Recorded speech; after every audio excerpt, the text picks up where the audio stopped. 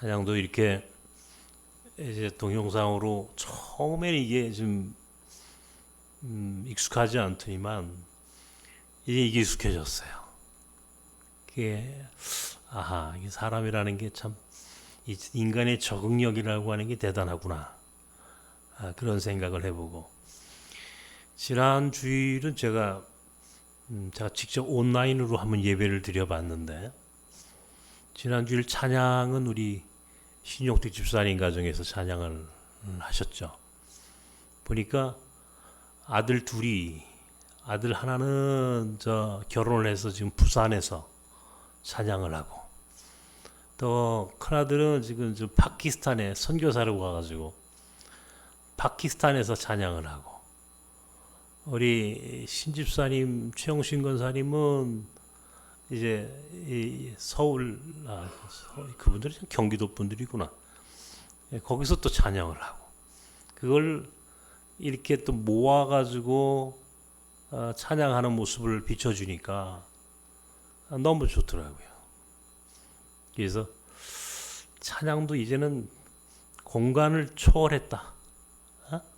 공간을 초월한 세상이 되었다라고 하는 측면에서 볼 때 굉장히 긍정적이에요. 굉장히 긍정적입니다. 앞으로도 여러분들 많은 분들이 이렇게 찬양에 동참해 주시길 바랍니다. 오늘 설교는 오늘 그간 평안하셨습니까? 어때요 여러분, 평안하십니까? 네, 감사합니다. 평안하셔야죠. 이 새해가 되었는데 늘 우리가 새해가 될 때마다 기도하는 게 있잖아요. 그게 뭡니까? 평안하게 아무 탈 없이, 사실은 아무 탈 없이라고 하는 거는 조금 그렇죠. 어려움이 있어도 어려움 가운데서도 평안한 삶을 누리시기를, 이게 우리의 가장 큰 소망이 아닐까 생각을 해봅니다.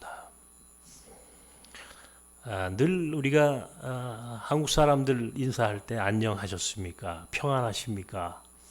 또 유대인들, 또 우리 유대인들이죠. 특별히 유대인들 샬롬, 우리 샬롬, 평안하셨습니까? 그러죠. 평안. 대부분의 국가의 인사말에는 이 평안함이라고 하는 의미를 간직하고 있습니다. 평안하게 산다, 평안하다. 어떤 측면에서는 인간이 가지고 있는 가장 본질적인 소망이라고 한다면 평안입니다. 평안. 제가 아침에 일어나서요, 제일 먼저 하는 게 사실은 홀로 계신 저희 어머님께 전화하는 겁니다. 제가 아침에 어떤 때는 이제 7시가 안 돼서도 전화하기도 하고, 또 이제 그렇게 이제 늘 아침마다 전화를 드리는데, 혼자 계시니까 더더욱이나 전화를 해서 어떻게 평안히 주무셨습니까 하고 이제 인사 드리는 게 제가 하는, 이 아침에 일어나면 제일 먼저 하는 게, 그래서 아침에 꼭 전화를 한번 드리고 저녁 때 꼭 전화를 한번 드려서 오늘도 평안히 주무십시오 하고 전화를 드리는 게 제가 아들 된, 자식 된 도리라고 저는 생각을 하고 그렇게 살아갑니다. 우리 교인들에 대해서 저는 늘 그런 마음을 갖고 있습니다. 여러분들이 평안하시길 늘 마음속으로 기도하고 또 정말 바라고 있습니다. 어떻게 해야 평안한가? 평안함이라는 게 뭔가? 문득 이번 주는 이 평안에 대한 이야기를 좀 해야 되겠다. 더욱이나 이 코로나 이 팬데믹이라고 하는 유례가 없는 정말 이런 엄청난 지금 대사건이 이 지구, 우리 온 인류를 덮었습니다. 그러니까 매일같이 우리가 보는 게, 오늘은 도대체 코로나 감염자가 몇 명 나왔나? 오늘은 300 몇십 명, 아, 그래도 어저께보다 줄었구나. 그러다가 또 늘어나면 아이고 큰일 났구나. 그렇게 하면서 정말 하루하루를 보내는 오늘 우리들의 일상이 이 평안함이라고 하는 이 가치가 얼마나 소중한가 하는 것을 새삼 느끼게 하는 그런 오늘 우리의 삶이 되었습니다.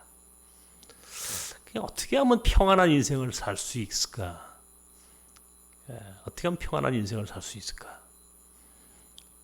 오늘 시편 4편 7절과 8절을 한번 오늘 보시기 바랍니다. 한번 우리 함께 한번 시편 4편을 한번 읽어보십시다. 시작.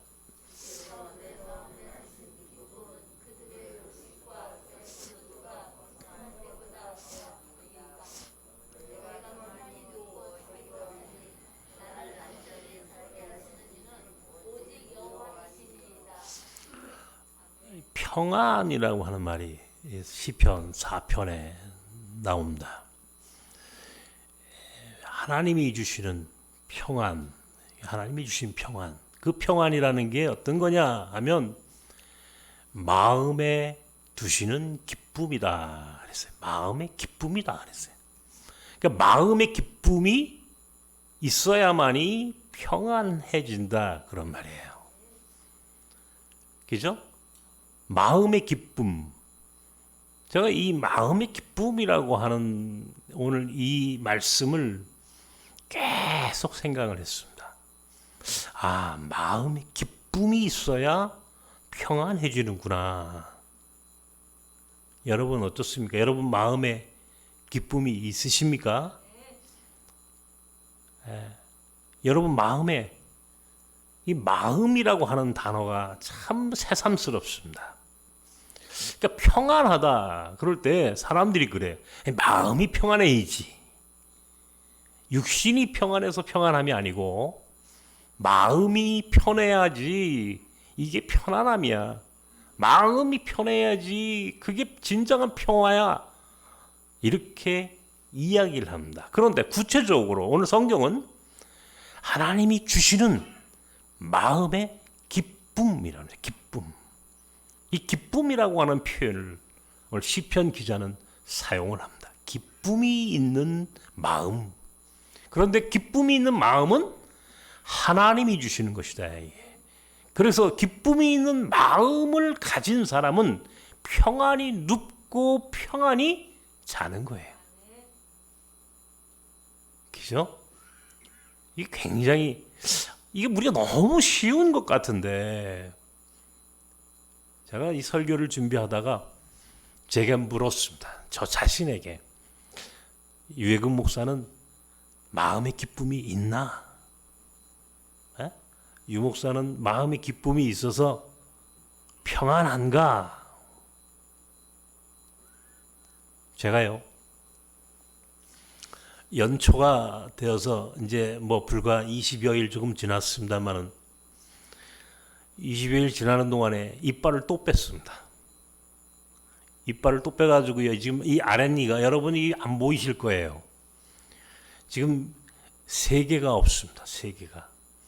그 중에 임플란트 나사를 2개를 박았는데 그 중에 하나가 또 잘못돼서 뽑아버렸어요. 이빨도 뽑고 3개가 없습니다. 이게 말이 제가 이렇게 하니까 뭐 이빨이 없으시구나. 치과 병원을 가니까 한 번은 뭐 하는 분인데 이렇게 스트레스를 많이 받으셨습니까? 이빨이 왜 이 지경이 되셨습니까? 그래요. 잠을 못 잔다. 오늘 평안히 눕고 평안히 잠을 잔다. 이 평안함을 이야기하면서 눕고 자는 것도 평안함에 이게 굉장히 중요한 의미를 갖고 있는 거 아닙니까? 그런데 그런 측면에서 볼 때 나는 지금 평안하지 않은 거예요. 이게 목사라는 사람이 이 설교하는 입장에 있는 사람이 오늘 이 설교를 할 자격이 있을까 싶을 정도로 오늘 저를 참 마음에 찔리게 하는 본문입니다. 마음에 두시는 기쁨이 이게 곧 평안함인데 그 평안함이 있어야 눕고 편히 잠을 자는 것인데 그게 이게 아직은 내게 그렇지 않은 건가? 도대체 왜 이럴까? 제가 요즘 최근에 아주 열심히 읽었던 책이 한 권 있습니다. 이따가 이제 얘기를 더 하겠습니다만은 사실은 우리 신순교 목사님이 나한테 추천을 해가지고 내가 읽고 참 나도 그걸 실행해야지 하는 책입니다. 힐링 코드라고 하는 책입니다. 이 힐링 코드라고 하는 책은 이 알렉산더 로이드라고 하는 심리학자와 벤 존슨이라고 하는 의사가 공저한 책입니다. 근데 말 그대로 우리 몸에는 힐링 코드가 있다는 거예요, 사실은. 치유의 코드를 하나님이 주셨다는 겁니다. 그러니까 이것을 회복시키는 것, 힐링 코드를 회복시켜 나가는 것이 결국 병을 낫는 것인데 모든 질병의 90%는 스트레스 때문에 그렇다는 거예요. 이 책에 나오는 얘기입니다. 모든 질병의 90%는 인간이 받는 스트레스로 인하여 나타나는 증상이라고 하는 거예요. 요즘 코로나 블루라고 하는 표현을 씁니다. 이 일종의 코로나로 인하여 나타나는 우울증의 형태입니다. 그죠? 여러분 어떻습니까? 만날 수 있는 사람 못 만나죠. 갈 곳도 못 가죠. 하니까 요즘 사람들이 코로나 우울증에 걸렸다. 그런 말을 많이들 하고 있습니다. 제가 이 스트레스가 얼마나 무서운 건가 하는 것을 제가 몸으로 체험을 해본 사람이에요.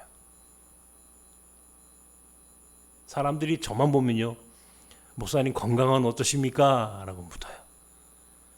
건강이요? 뭐 그냥 나는 지금 이렇게 살아요. 그냥 뭐 이제는 내가 건강이라고 하는 것 자체가 나에게는 뭐 더 이상 물을 까닭이 없을 만큼 그냥 아프면 아픈 대로, 안 좋으면 안 좋은 대로 이미 많이 잃어버린 것들이 많다 보니 이 묻는 물음에 대하여 답하는 것도 나는 그저 그래요. 이렇게 답합니다. 그러다가 오늘 이 설교를 준비하면서 시편 4편에 있는 말씀이 자꾸 제 가슴을 쳐요. 마음에 두시는 기쁨. 이 기쁨은, 마음의 기쁨은 하나님이 주시는 건데, 하나님이 주시는 건데, 나는 왜 스트레스를 이야기할까? 왜 목사인 사람이 교인들을 앞에 두고 설교를 하면서도 나는 왜 스트레스를 이야기할까? 지금 염치 없는 설교입니다. 제가 요즘 힐링 코드라는 책을 읽고 저 나름 기도를 시작했습니다. 하나님, 이렇게 기도합니다. 살아계신 하나님, 살아계신 하나님의 아들 예수 그리스도시여, 내게 은혜와 긍휼을 베푸시옵소서. 내 안에 고통의 기억들로부터 자유하게 하시고 평안을 주시며 나를 괴롭히는 모든 고통으로부터, 질병으로부터 벗어나게 하옵소서. 이게 제가요, 힐링 코드라고 하는 책을 읽고 제가 요즘 매일 마음으로 기도하는 기도문입니다. 고통의 기억으로부터 자유하게 하시고 평안을 주시며 나를 괴롭히는 모든 질병으로부터 벗어나게 하옵소서. 그렇게 아침 저녁 혼자 제 마음에 기도하면서, 이게 또 손으로 하는 게 있어요. 이렇게 손가락을 모아가지고요, 이렇게 미간에다가 이렇게 대고 그 다음에 여기 이 관자놀이에다 대고 뒤에 이렇게 귀 밑에다 대고 여기 턱 밑에다가 이렇게 여기에 이제 호르몬 작용이 굉장히 왕성한 곳이 그래서 힐링 코드가 아주 단순한 겁니다. 이제 그렇게 기도해 보라는 겁니다. 그런 이제 그렇게 하면은 우리가 그런 치유의 능력이 내 안에 있던 것들이 일종의 회복 탄력성 같은 것들이 나를 스스로 치유하게 한다라고 하는 것이 사실은 힐링 코드의 내용이에요. 하나님이 주시는 기쁨을 맛보야만 합니다. 그런데 성경에는 마음의 기쁨을 하나님이 주신다라고 설명해 놓으면서 좀 더 구체적으로 이야기를 합니다. 좀 더 구체적으로 마음의 기쁨을 어떻게 얻어요? 그러면 하나님이 주신 은혜라면서요. 일방적인 것이죠. 그런데 하나님이 주시는 마음의 기쁨, 평안을 누리게 할 수 있는 길이 있다는 겁니다. 빌립보서 4장 6절과 7절의 말씀입니다. 한번 읽어봅시다. 시작.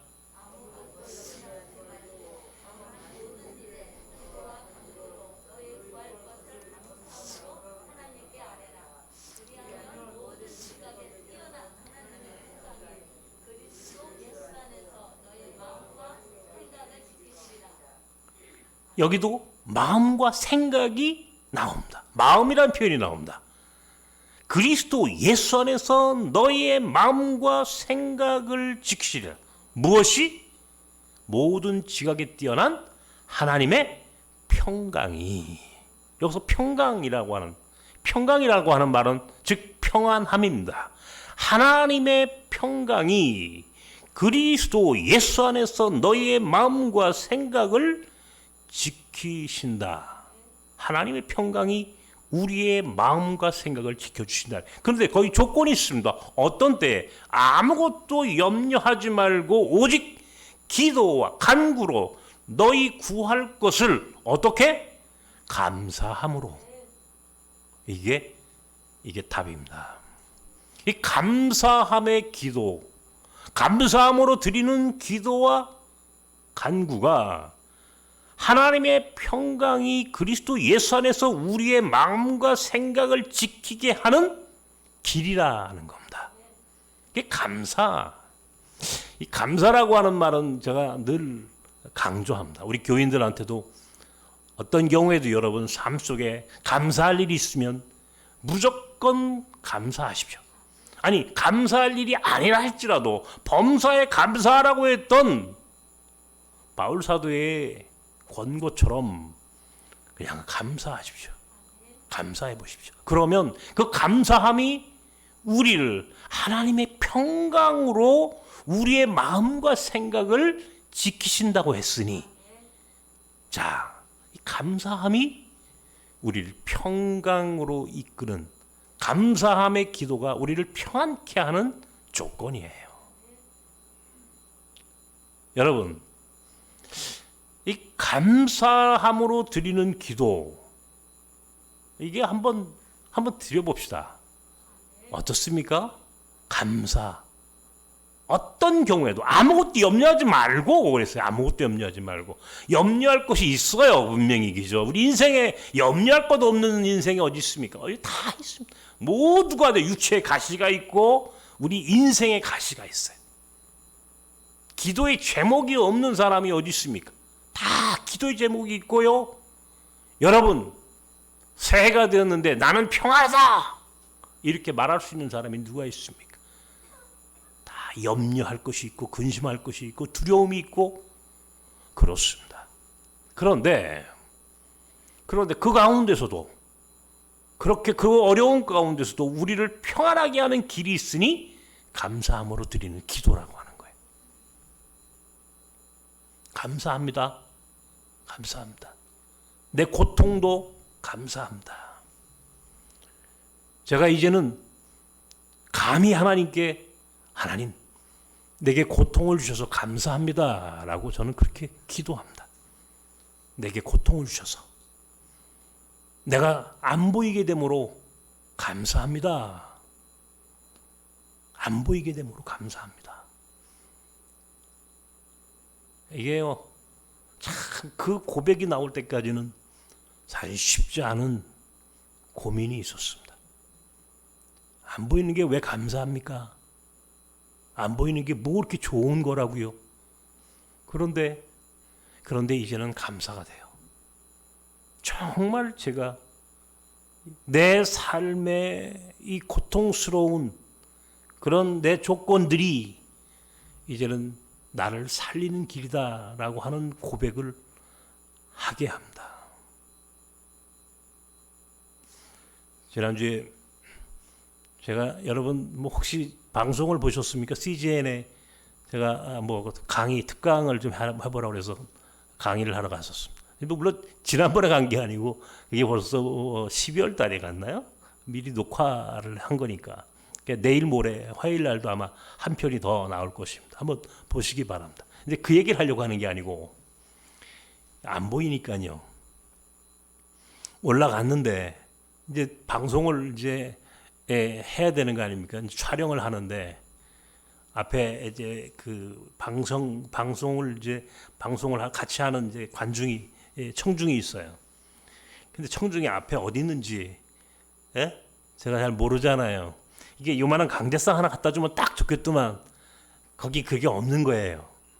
그러니까 혼자 이 청중하고 이제 눈을 마주하면서 강의하는 이제 이것이 바로 그 방송의 컨셉인데 저는 이 아이 컨택 소위 눈으로 마주할 수가 없잖아요. 제가 마음속으로 참 마음이 아팠습니다. 근데 한편 안 보이니까 보였다면 더 두려웠을 거예요. 그 방송을 보신 분들이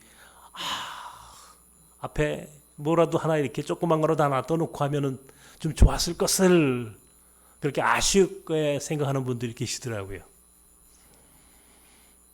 근데 익숙해졌습니다.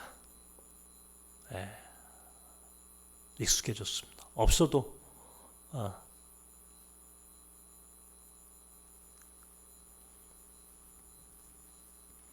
감사함이라고 하는 것이 우리를 평안하게 한다. 하나님의 평강이 우리의 마음과 생각을 지키게 한다. 한번 여러분 시도해 보십시오. 아무것도 염려하지 말고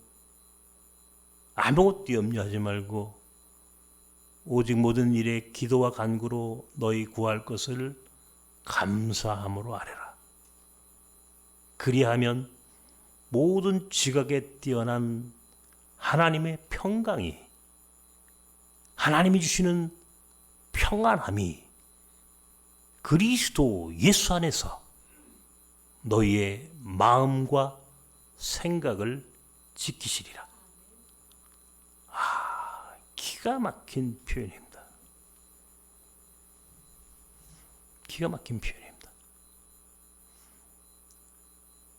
또 하나의 평강이 존재합니다. 오늘 우리가 읽은 요한복음의 말씀입니다.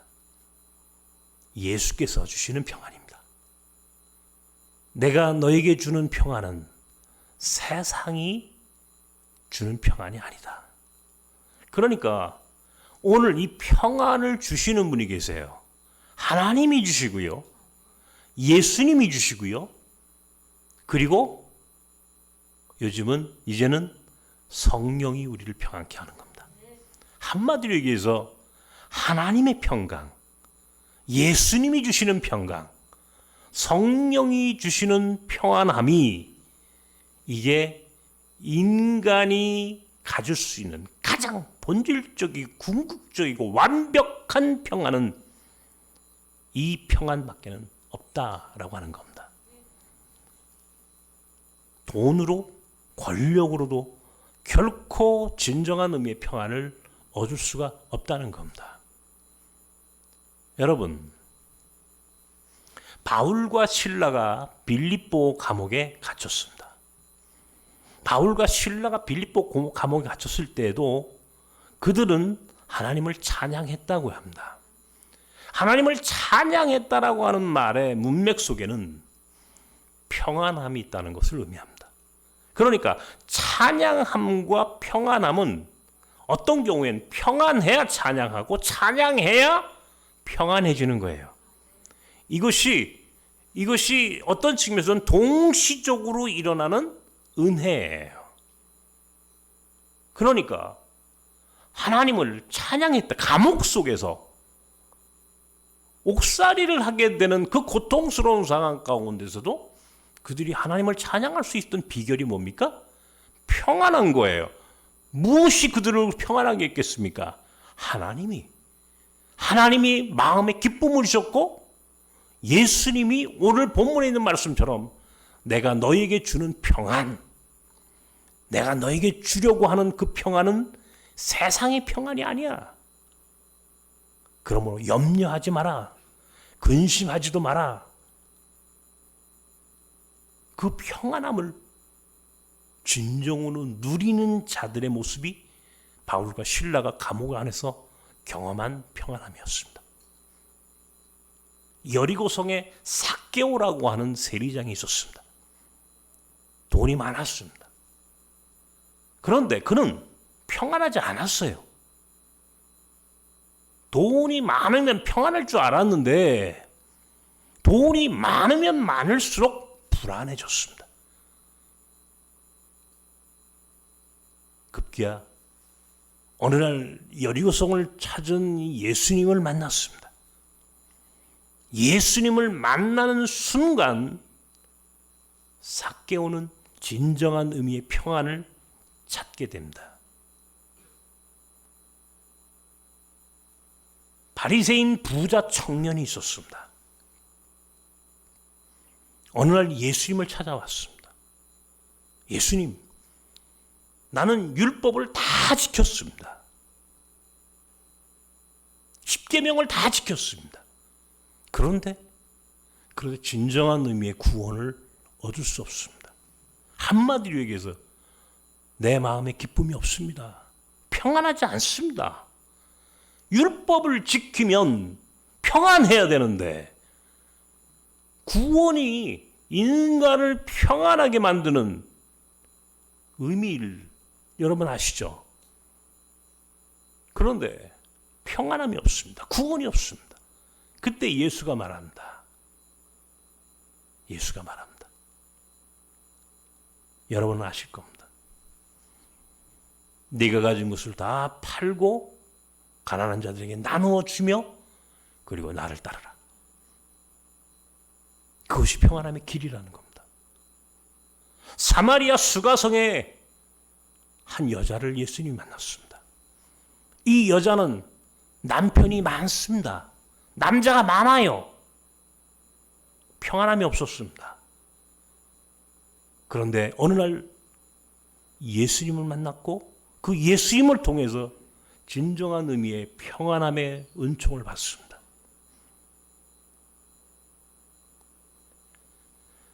갈릴리 호숫가에 광풍이 불었습니다. 마침 호수 위에서 제자들과 예수님이 배를 타고 호수를 건너기 시작했습니다. 예수님은 광풍이 부는 그 와중에도 뱃머리에서 잠을 청하셨습니다. 제자들은 광풍이 불어 다 죽게 되었다고 난리법석이 터집니다. 예수님은 광풍이 불어도 평안하셨습니다. 제자들은 광풍이 부니까 불안하고 떨었습니다. 예수님이 그 자신이 평안함입니다. 요한복음 8장 32절을 함께 읽어보십시다. 시작. 진리는 예수 그리스도를 말합니다. 그 예수 그리스도를 아는 것이 진리를 아는 것이고 그 진리가 우리를 자유케 한다. 진리 그리고 진리를 아는 자가 얻는 자유함, 이게 바로 진정한 의미의 평안함을 의미하는 것입니다. 진리를 아는 것. 진리를 아는 것. 저는요, 예수가 주신다는 평안함, 그게 뭘까? 제가 서두에 오늘 염치 없는 설교다 그랬습니다. 저 스스로 왜 내 마음의 기쁨을 얻지 못하고 평안함의 은총을 누리지 못할까?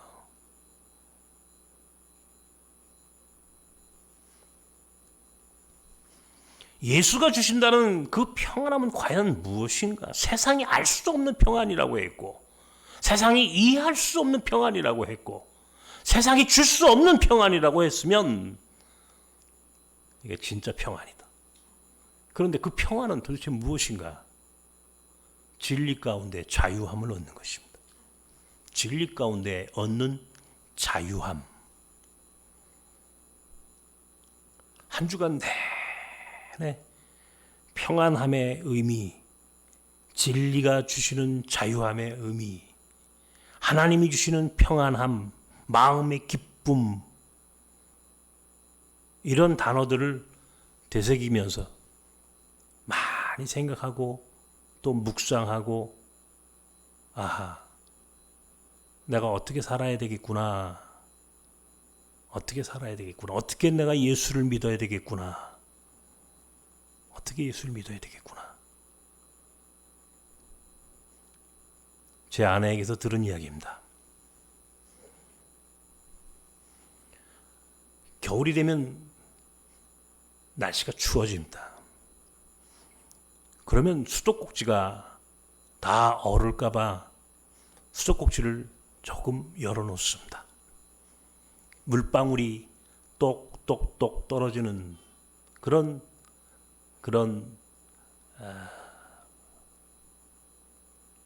수도꼭지를 그렇게 그 정도를 열어놔서 얼지 않도록 조금 열어놔야 수도꼭지가 얼지 않습니다. 이게 우리 신앙생활이라는 게 이런 것이다. 신앙생활이라는 게 이런 것이다. 여러분, 마음의 평안함, 기쁨, 진리가 우리를 자유케 한다. 너무 잘 알고 있는 말씀입니다. 너무 익숙한 단어들입니다. 그런데도 정작 우리는 예수를 믿으면서 진정한 평안을 누리지 못합니다. 왜 그럴까요? 닫혀있기 때문입니다. 수돗물이 얼지 말라고 조금 열어놔서 물방울이 떨어질 수 있도록, 그래야 어떤 경우에도 수도꼭지가 얼지 않듯이 우리가 하나님께 그 정도는 열어놓고 살아야 한다는 겁니다. 그 정도는. 예배가, 이 예배라고 하는 것이 아무것도 아닙니다. 사실은 그냥 습관처럼 드리는 사람들이 대부분입니다. 목사인 저도 예외는 아닙니다. 그런데 다시 한번 생각해 보십시다. 이 예배라고 하는 것이요, 수도꼭지를 조금 열어놓는 것하고 똑같은 겁니다. 얼지 않도록 내 마음과 영혼이 하나님 앞에서 얼어붙지 않도록 우리의 삶을 조금 여는 것입니다. 이런 훈련을 해야 합니다. 온라인 예배 좋습니다. 제가 오늘 광고에 얘기했죠. 이제 온라인 예배 거스르지 못합니다. 어쩌면 그것이 코로나 이후에도 계속 되어질 것으로 여겨집니다. 그렇게 해서라도 우리의 영혼의 수도꼭지를 조금 열어놔야만 합니다. 그래서 얼어붙지 않도록, 그래야 마음의 기쁨을 회복할 수 있습니다. 하나님이 주시는 거예요. 예수가 주신다고 그랬어요. 하나님이 주시고 예수님이 주시고 오늘 성령님이 주시는 거예요. 자, 주시는데 받을 준비가 되어 있지 않은 거예요. 닫아놓은 겁니다. 우리가 닫혀 있는 겁니다. 우리의 영혼이, 우리의 마음이, 우리의 삶이 닫혀져 있는 겁니다. 열어야 합니다. 수돗물이 똑똑똑 떨어져서 그나마 수도꼭지가 얼어붙지 않도록 만드는 것처럼 우리의 삶을, 우리의 영혼을, 우리의 마음을 하나님 앞에 조금은 열어놓는 겁니다. 그러면 그나마 우리는 평안을 누릴 삶을 살아갈 수 있다는 겁니다.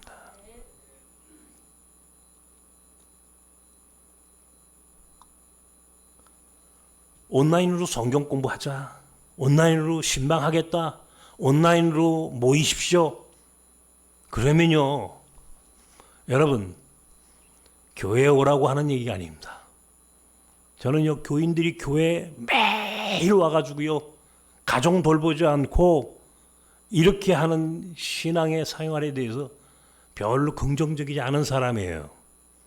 가급적 이제는 여러분 있는 그 자리에서 짧은 시간이나마 우리가 신앙에 대해서 함께 나누고 함께 권고하고 위로하고 기도하고 그러면서 잃어버렸던 것들을 다시 조금씩 찾아가는 그런 신앙생활을 계속 이어가시길 바랍니다. 제가 이 설교를 하게 된 계기가 있습니다. 사실은 신승규 목사 때문입니다. 한 2주 전에 신 목사님 내외가 저를 찾아왔습니다. 그날 힐링 코드라고 하는 책에 대해서 이제 이야기를 들었습니다. 물론 그 전에도 다른 경로를 통해서 제가 그 책의 이야기를 들었습니다. 아까 이야기했죠. 힐링 코드라는 책이 로이드라고 하는 심리학자와 벤 존슨이라고 하는 이 의사가, 외과 의사가 이제 공조했던 책입니다. 이 알렉산더 로이드라고 하는 사람의 부인은 우울증에 걸린 사람입니다. 부인이 우울증에 걸렸고 급기야 그 우울증으로 심각한 가운데 부인이 우울증으로 고통받고 있는 그 가운데 이 로이드 박사가 어느 날 정말 하나님부터 계시를 받아서 얻게 된 하나의 이 방법입니다. 힐링 코드. 이 벤 존슨이라고 하는 외과 의사는 루게릭 환자였습니다. 의사가 루게릭 병에 걸렸습니다. 그런데 이 힐링 코드를 하면서 치유가 됐다는 겁니다. 그러면서 신 목사님하고 우리 윤영진 집사님하고 저하고 얘기를 하는 가운데 저는 아주 이상한 참 묘한 사실을 하나 발견했습니다. 우리 신 목사님이 너무 맑은 거야. 너무 맑은 거야. 제가 우리 신 목사님 생각하면 마음이 굉장히 아팠어요. 같은 목회자로서. 같은 목회자로서. 그런데 감사함이 있어요. 마음의 기쁨이 있다는 것을 발견했어요, 제가. 마음의 기쁨. 제가 오늘 시편 4편을 얘기했죠. 시편 4편 하나님이 주시는 마음에 주시는 그 기쁨이 마음에 있는 그 기쁨, 마음의 기쁨이 그 평안함이 고통스럽게 살아갈 아니 지금 고통의 한 복판에 있는 우리 신 목사님의 모습 속에서 내가 발견한 거예요. 저게 비밀이다. 저게 비밀. 치유가 된 겁니다. 엄밀히 따져서 그것이 치유입니다. 루게릭보다 더 무서운 것이 마음이에요. 우리의 마음, 우리의 영혼, 우리의 심령. 아무리 건강하면 무엇입니까? 아무리 돈이 많고 아무리 권력이 많고 마음이 기쁨이 없는데, 평안함이 없는데 그것은 은총이 아닙니다. 비록 루게릭에 걸려서 말을 어눌하게 할지라도, 비록 코로나로 힘들어하는 이 세상 속에서 우리가 살아갈지라도, 아니 암에 걸렸다 할지라도 마음에 기쁨이 있어요. 평안함이 있어요. 아, 저게 예수 믿는 거지. 저게 완전한 치유예요. 그것이 진정한 의미의 치유예요.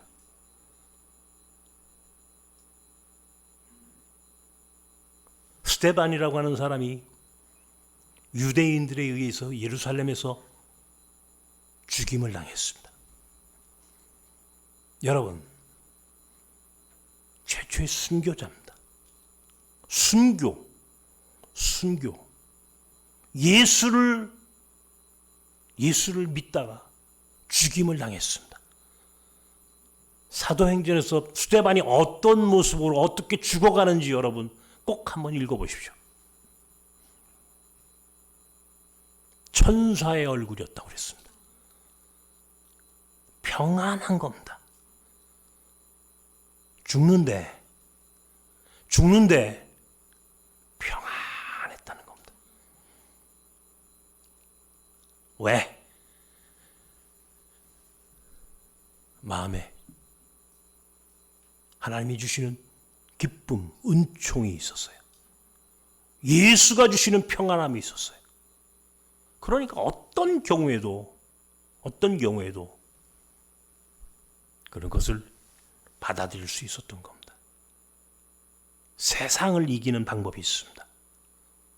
세상을 이기는 방법, 고난을 이기는 방법이 있습니다. 무엇입니까? 세상보다, 고난보다 더 강해지는 겁니다.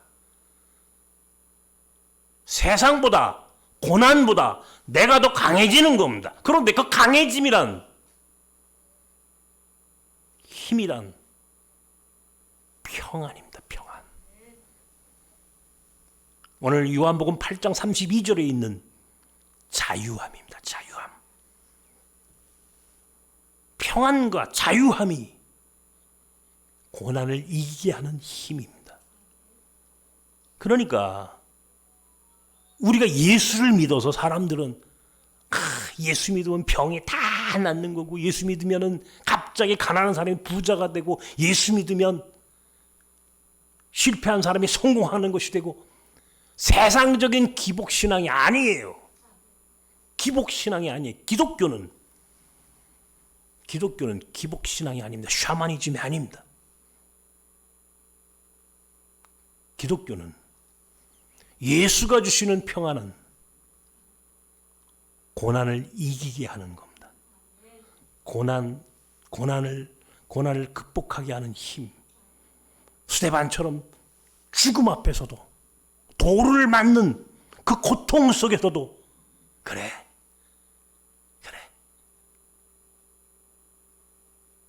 얼마든지 예수를 위하여, 하나님의 나라를 위하여, 이 정도는 내가 받아들일 수 있어. 편안하게 감사함으로 자유함을 얻은 그 영혼의 그 모습 그대로 죽음을 받아들였습니다. 그래서 세상은 기독교인을 이기지 못하는 겁니다. 우리가 세상을 이길 수 있는 유일한 방법은 돈도 권력도 건강도 아닙니다. 어떤 경우에도 고난 앞에 무릎 꿇지 않는 유일한 힘은 평안함입니다. 평안함. 하나님이 주시는 것, 예수님이 주시는 것, 성령님이 주시는 그 평안함을 내가 마음속에 간직하고 사는 것만이 완전한 승리를 이루는 길입니다. 그것은 하나님 안에 내 문을 여는 겁니다. 평안함의 은총을 누리시는 한 해가 되십시오. 그러기 위해서는 작은 것부터 실행하십시오. 작은 것부터. 예수 믿는 삶의 작은 것부터 하나하나, 너무 큰 것을 요구하지 않습니다. 너무 큰 것을 여러분에게 바라지 않습니다. 작고 사소한 일상, 그 안에서도 하나님과 예수님과 성령과 관계하는 그 관계의 줄, 그래서 얻어지는 평안함, 예수님이 말했던 세상이 주지 않는, 세상이 이해할 수도 없는, 세상에서는 결코 얻어질 수 없는 그 평안함이 나는 나섬교인들에게, 그리고 저에게 충만해지기를 기도합니다. 기도하십시오. 이 시간 하나님께 평안함을 구합시다. 예수님이 주시는 평안함, 예수께서 말씀하셨습니다. 내가 오늘 너에게 평안을 주겠다. 내가 오늘 너에게 평안을 주겠다. 그 평안은 세상이 줄 수 없는 평안이다. 세상에서도 누릴 수 없는 평안이다. 그러므로 염려하거나 근심하지 마라. 하나님의 평안이 있습니다. 마음이 기쁨이 있어야 합니다. 그것은 오직 하나님만이 주실 수 있습니다. 그 마음의 기쁨을 얻는 길은 감사함으로 하나님께 기도하는 것밖에 없다고 했습니다. 고난을 이기는 것은 감사합니다. 고통을 이길 수 있는 힘은 감사입니다. 그 감사의 기도가 하나님의 평강이 그리스도 예수 안에서 우리의 마음과 생각을 지킨다고 했습니다.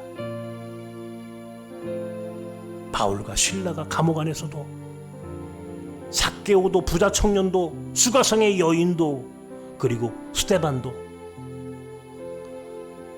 세상에서 얻어질 수 없는 평안을 예수 안에서 얻었습니다. 오늘 우리가 이 세상에서는 결코 진정한 평안을 얻을 수 없습니다. 오직 예수 안에서, 신앙 안에서 하나님이 주시는 평강이 오늘 우리의 삶을, 우리의 인생을 지배할 수 있도록 주님께 더 나가셔야 합니다. 마음을 열고 작은 신앙생활이지만 하나씩 실천해 보십시오. 이 시간 그런 마음으로 하나님께 주여 내게 평안을 주시옵소서. 내 안에 평안을 주시옵소서. 내 삶에 평안을 주시옵소서. 우리 가정과 우리 나섬의 식구들 가운데 평안을 주시옵소서.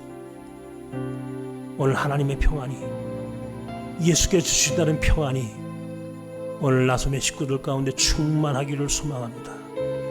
하나님, 우리 가운데 평안의 은혜를 내려주옵소서.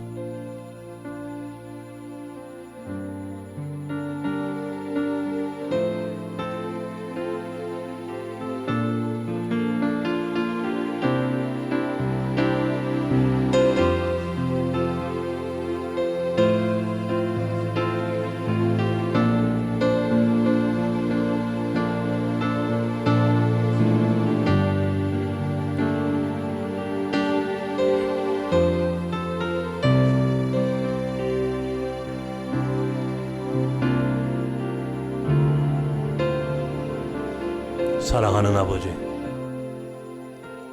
하나님의 평강이 오늘 우리 가운데 충만하기를 기도합니다. 오늘 예수 그리스도의 평안이 오늘 나섬과 나섬 사람들 가운데에 흘러 넘치기를 바랍니다. 새해를 시작했습니다. 세상은 혼란스럽고 무질서하며 여전히 우리는 불안하며 때로 분노하고 어쩔 줄 모르는 오늘 우리들의 모습, 걱정과 근심과 염려함으로 오늘 우리는 마음을 잡지 못하고 불안한 가운데 살아가고 있습니다. 살아계신 주여, 우리를 온전케 하시는 아버지, 우리에게 평안을 주시겠다는 우리 주님 예수 그리스도의 말씀에 의지하여 오늘 우리의 마음을 엽니다. 우리 삶에 오셔서 내 삶에 이 예배 가운데 참여하는 모든 낯선 사람들의 마음과 저들의 영혼 가운데 하나님의 평강이, 예수 그리스도의 평강이, 성령 하나님의 평안이 흘러넘치도록, 그래서 2021년 새해가 평안함 가운데 살아가는 낯선 사람들이 되게 하여 주옵소서. 이제는 우리 주 예수 그리스도의 크신 은혜와 하나님의 사랑, 성령님의 교통하심과 평안함의 은총이 사랑하는 나섬과 나섭에 속한 모든 지체들 가운데 이제 영원까지 함께 하시길 간절히 축원하옵나이다. 아멘.